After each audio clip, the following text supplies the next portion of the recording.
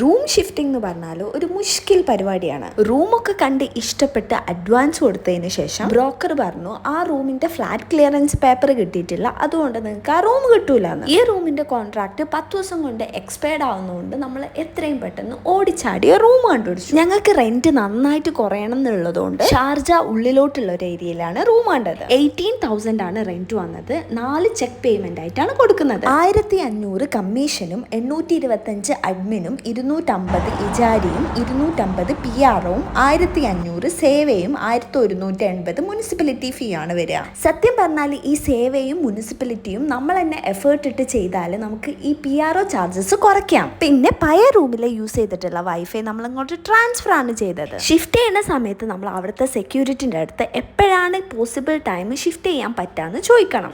രാത്രി 10 മണി മുതൽ 2 മണി വരെയാണ് ടൈഗർ ബിൽഡിംഗിൽ ഞങ്ങൾക്ക് മൂവ് ഔട്ട് ടൈം തന്നത്. എന്നാൽ ശരി, ബൈ.